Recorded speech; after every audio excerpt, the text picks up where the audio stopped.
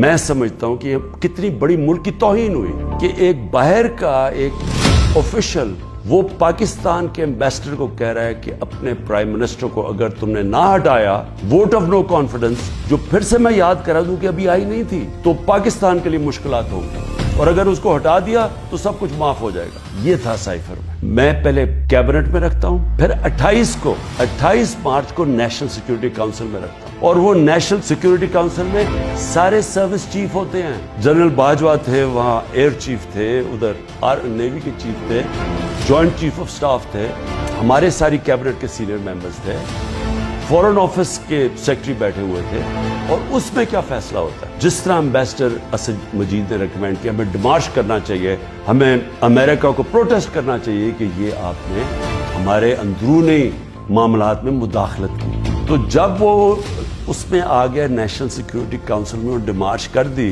तो जो उसकी जो साइफर के अंदर चीजें लिखी हुई, तो वो तो पब्लिक हो गई। क्योंकि जब आपने पब्लिक एक स्टेटमेंट दे दी, सीक्रेट तो ना रहा वो, क्योंकि डिमार्श ने आपने किस पे, तो ये चीजें सामने आ गई नेशनल सिक्योरिटी काउंसिल में, और कैबिनेट में भी डिस्कस हो गई। साइफर तो सेफ, जिस तरह सनाउल्लाह ने कहा, वो फॉरेन ऑफिस में पड़ा, उसका तो किसी को पता ही नहीं है जो साइफर की कोड है, जिसको पैराफ्रेज कहते हैं अंग्रेजी में लफ्ज। हमारे पास जो आता है वो तो उसका मफहूम आया था, और वो जाके नेशनल सिक्योरिटी काउंसिल और कैबिनेट में जब रखा और बाद में डीक्लासिफाई भी कर दिया, तो वो तो फिर एक सीक्रेट डॉक्यूमेंट नहीं रहा।